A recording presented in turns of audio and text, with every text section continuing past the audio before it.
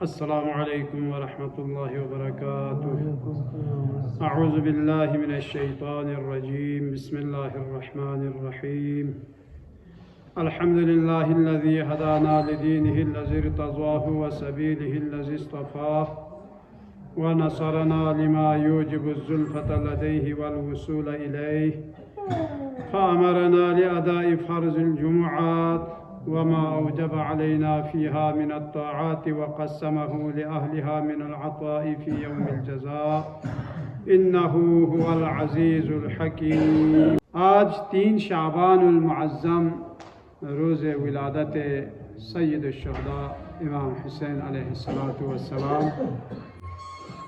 انشاءاللہ اس خطبے میں بھی آپ ہی کا تذکرہ ضرور کریں گے، جیسا کہ رسول خدا نے فرمایا حسین منی وانا من حسین، حسین مجھ سے ہے اور میں حسین سے ہوں۔ اس کا مفہوم جو عام طور پر سمجھ میں نہیں آیا، دوسرا جملہ تھا وانا من حسین کا، کہ میں حسین سے کیسے ہو سکتا ہوں، جبکہ حسین مجھ سے ہے، ضرور ہے، کیونکہ آپ کا نواسا ہے، آپ کی بیٹی کا فرزند ہے، اس وجہ سے حسین آپ سے ہو سکتا ہے، لیکن آپ حسین سے کیسے ہو سکتا ہے، یہ تھوڑا سمجھنے میں اس کے لیے دقت کی ضرورت تھی۔ وہ یہ تھا کہ انسان کی حقیقت یعنی اس کا ایک مقصد ہوتا ہے۔ آپ اور ہمیں اللہ نے جس مقصد کے لیے اس دنیا میں خلق فرمایا، اس دنیا میں ہمیں بھیجا گیا ہے، ہمیں اس مقصد کا پیچھا کرنا ہے۔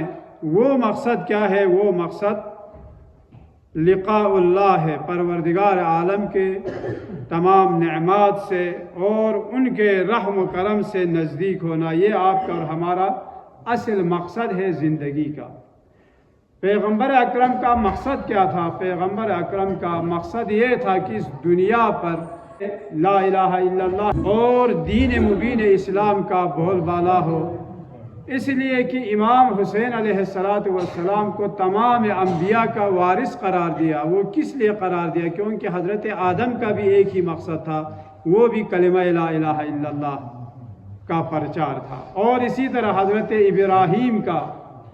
ابراہیم خلیل کا کیا مقصد تھا؟ اس کا بھی یہی مقصد تھا کہ اس دنیا میں لا الہ الا اللہ عام ہو جائے۔ سخت امتحانات کے بعد آپ کا مقصد ہی یہی تھا کہ کلمہ لا الہ الا اللہ محمد الرسول اللہ جو ہے اس دھرتی پر عام ہو جائے اور کفر و شرک کا خاتمہ ہو۔ اسی طرح حضرت موسیٰ علیہ نبینا علیہ السلام کا اور حضرت عیسیٰ علیہ السلام کا، ہر ایک کا مقصد یہی تھا کہ کلمہ لا الہ الا اللہ جو ہے وہ بلند ہو۔ اس لیے کیا فرمایا؟ قولوا لا الہ الا اللہ تفلحوا، کہ تم لوگ لا الہ الا اللہ کہو فلاح پاؤ گے۔ تو کیا آج ہمارے لیے صرف لا الہ الا اللہ کہنا کافی ہے؟ نہیں، یہ تو اس زمانے کے لوگوں کے لیے تھا کہ جس وقت ہر طرف شرک عام تھا، ہر طرف کفر و الحاد کا چرچا تھا اور کفر و الحاد کا بول بالا تھا۔ اس زمانے میں اگر کوئی کہے لا الہ الا اللہ، جس طرح آپ لوگوں نے اصحاب کہف، اس کی کہانی آپ نے دیکھی ہے اور اس کی فلم میں ایرانیوں نے کتنا بہترین انداز میں اس کو فلمایا ہے کہ کس قدر ان ظالم اور جابر حکمرانوں کے سامنے، جو اپنے آپ کو خدا کہلواتا تھا، اس کے سامنے ڈٹ کر انہوں نے کہا کہ تم خدا ہو سکتا ہمارا؟ اگر تم خدا ہوتے تو تم اپنے آپ کو بڑھاپے سے بچاتے، شکل دیکھ تمہاری، تم خدا ہے۔ تو لوگوں نے تعجب کیا وہاں پر، یہ تو ہمارے خدا کے سامنے اتنی گستاخی۔ انہوں نے کہا کہ ہمارا خدا وہ ہے جس نے زمین اور آسمان کو خلق کیا، تم ہمارا خدا ہو سکتا وہ ہے۔ اس وقت اگر کلمہ لا الہ الا اللہ کہنا یہ بہت بڑی جہاد تھی۔ آج ہمارے لیے صرف لا الہ الا اللہ کافی نہیں، بلکہ محمد رسول اللہ اور اس کے بعد علی ولی اللہ بھی ضروری ہے۔ کیوں؟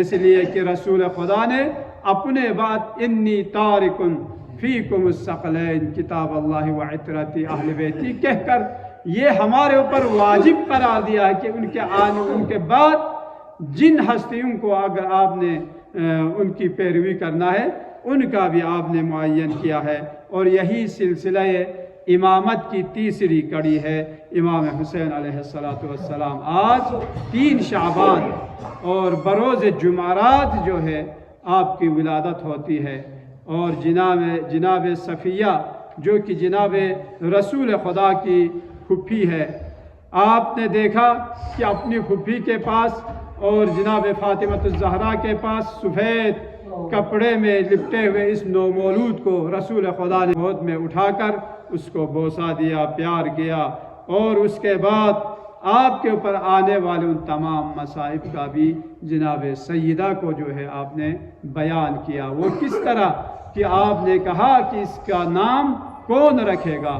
اللہ کے حکم سے آپ نے نام رکھا۔ جبرائیل امین تشریف لائے اور جبرائیل امین نے اللہ کا سلام و دعا بیان کرنے کے بعد فرمایا اس بیٹے کا نام حسین رکھیں۔ یہ حضرت ہارون کے بیٹے کے نام پر، اور حضرت ہارون کے بیٹوں کا نام کیا تھا؟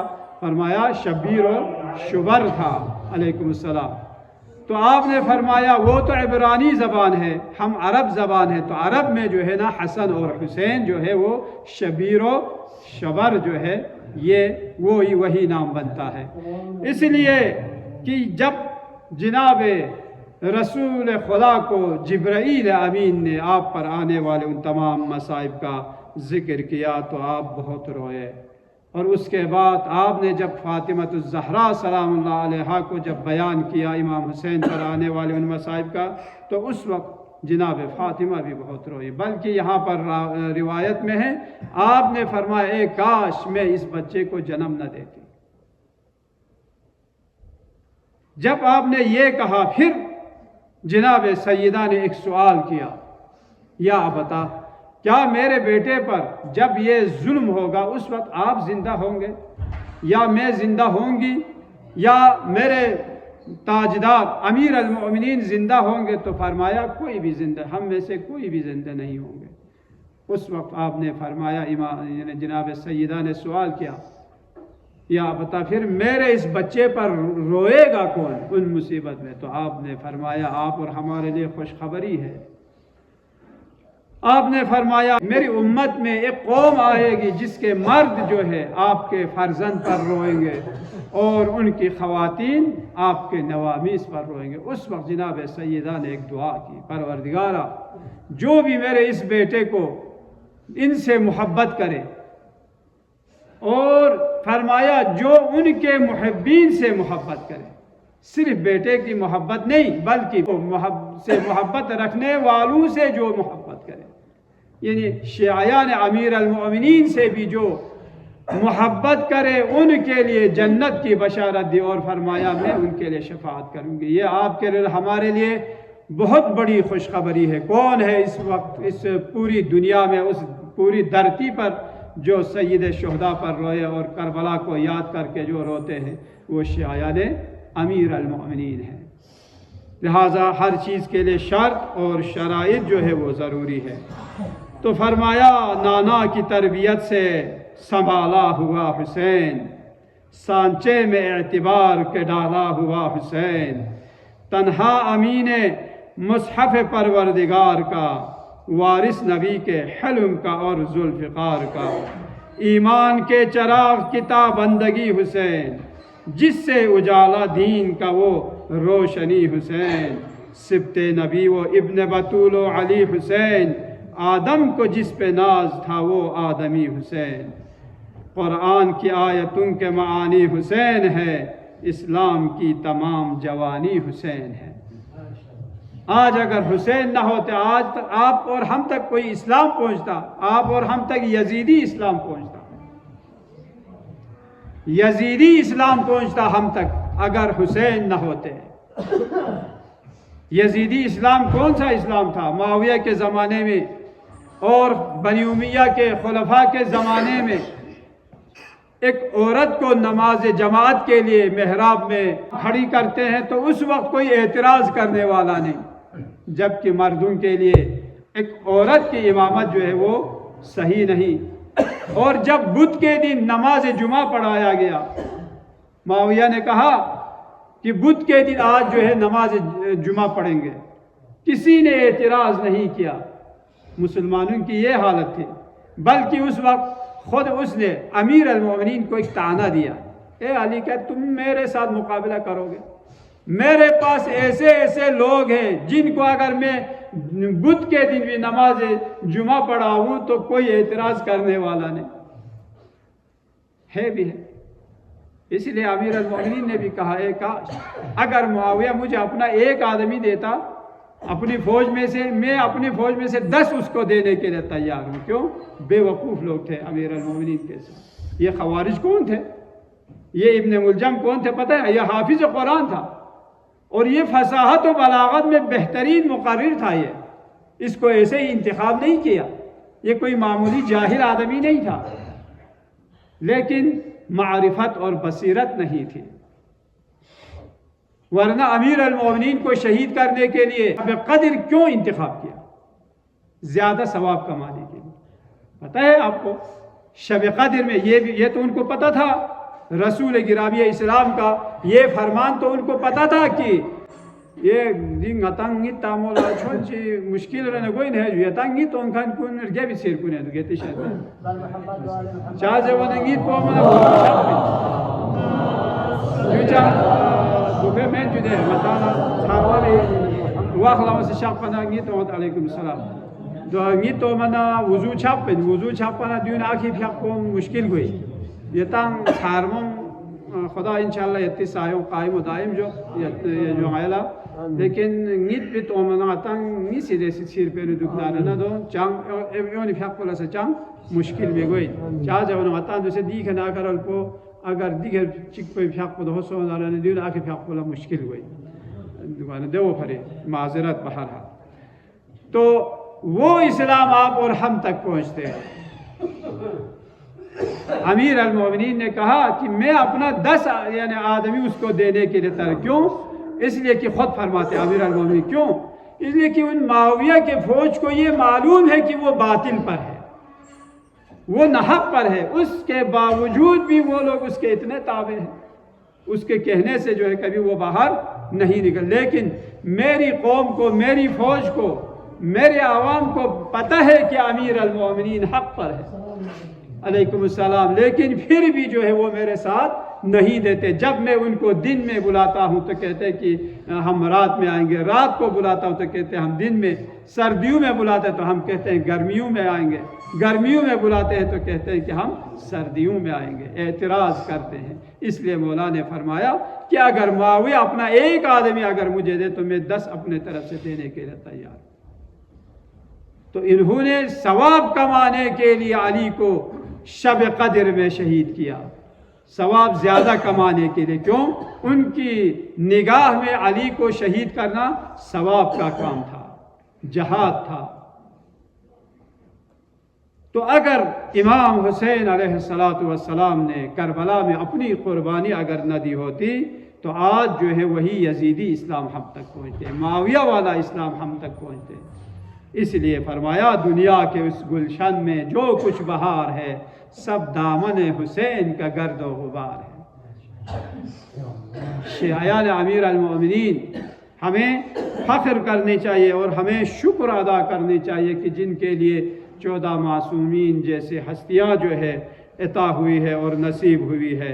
لہٰذا ان نعمتوں کو اور ان کے لیے شکر خدا بجا لانے کی ضرورت ہے.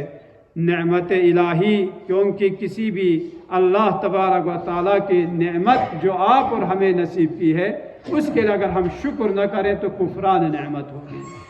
شکر نعمت کیا ہے؟ نعمت افزون کنت، تمہاری نعمتوں میں مزید اضافہ کرتا ہے شکر نعمت. تو یہ اہل بیت اطہار کا شکر ادا کرنا اور ان کے فرامین پر عمل کرنے کا نام شکر ہے. اور اگر ہم شکر نہ کریں تو یہ نعمتیں اگر ہم سے چھن جائے تو ہمارے پاس کچھ بھی باقی نہیں رہے گی. اس کے لیے کیا ہے؟ سب سے بہترین شکر ادا کرنے کا طریقہ انہی کے فرامین پر ہم نے عمل کرنا ہے. صرف ہم یہ کہیں کہ ہم اہل بیت کو مانتے ہیں، صرف ہم اہل بیت کے دوستدار ہیں، یہ کافی نہیں، کیونکہ قیامت کے دن اعمال تولے جائیں گے، صرف باتوں کو نہیں تولا جاتا. ہم ادعا تو کرتے ہیں کہ ہم شیعیان امیر المومنین ہیں، لیکن اعمال اگر آپ کے اور ہمارے امیر المومنین علیہ السلام کے فرامین کے مطابق نہ ہو تو یہ جو ہے صرف جھوٹ ہوگی۔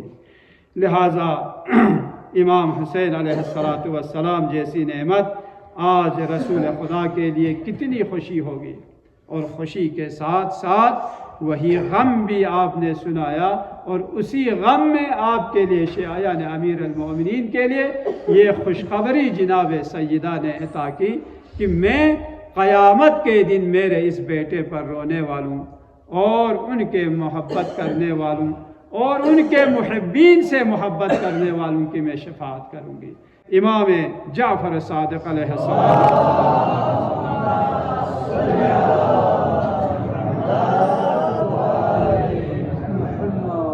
آپ نے فرمایا جو بھی امام حسین علیہ السلام کی زیارت کرے اس نے گویا عرش اولی پر خدا کی زیارت کی۔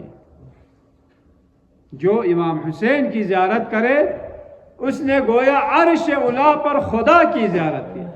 تو راوی نے سوال کیا، یا ابن رسول اللہ، آپ باقی ائمہ طاہرین کی زیارت کرے تو کتنا ثواب ہے؟ تو فرمایا باقی ائمہ طاہرین کی جو زیارت کرے گا اس کے لیے رسول خدا کی زیارت کا ثواب عطا کرے گا، لیکن امام حسین کا، کیونکہ ان کا مخصوص اور ان کی خاص خصوصیات جو ہے وہ باقیوں سے زیادہ ہے۔ کیوں؟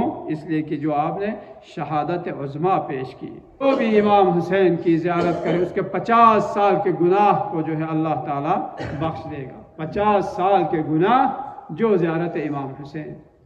آپ اور ہم اگر انشاءاللہ اگر توفیق ہوئی کربلا تو فرماتے کہ ایک قدم پر ایک حج، یا ایک حج اور ایک عمرہ کا ثواب ہے۔ جو آپ گھر سے نکلے گھر واپس پہنچنے تک جتنا قدم آپ زمین پر رکھتے ہیں اس کا ثواب ایک حج اور ایک عمرہ کا ثواب ہے، ایک ایک قدم پر۔ اب آپ اور ہم کہیں کہ یہ اتنا ثواب کہاں ہوگا؟ نہیں، اتنا ثواب کیا امام حسین کی زیارت، کیونکہ یہ کامل الزیارات والی کتاب جو ہماری معتبر ترین کتاب ہے اس میں لکھا ہے کہ ایک زیارت جو ہے وہ 100 حج، اگر میں اشتباہ نہ کروں تو 100 حج سے زیادہ ثواب ایک زیارت کا ثواب ہے۔ خدا کی بارگاہ میں خدا کے حج بیت اللہ کے 100 حج سے زیادہ ثواب ایک زیارت کا ثواب ہے۔ تو یہ امام حسین علیہ السلام کے خاص فضائل میں سے ہیں، فضیلتوں میں سے ہیں۔ اس لیے خدا تبارک و تعالی مباحات کرتے ہیں کہ یعنی اپنے ملائکوں کے سامنے امام حسین کے زائرین کے لیے۔ اور یہ ماہ شعبان المعظم انشاءاللہ ابھی اس کے بعد جو ہے وہ جشن بھی ہوگی، وہاں پر انشاءاللہ آپ سب جو ہے مستفید ہوں گے، قصائد اور مدح سرائی اور انشاءاللہ علماء کرام سے۔ لہٰذا میں یہیں پر اکتفا کرتے ہوئے دعا کرتا ہوں پروردگارہ ہم سب کو دنیا میں امام حسین کی زیارت، آخرت میں ان کی شفاعت نصیب فرما۔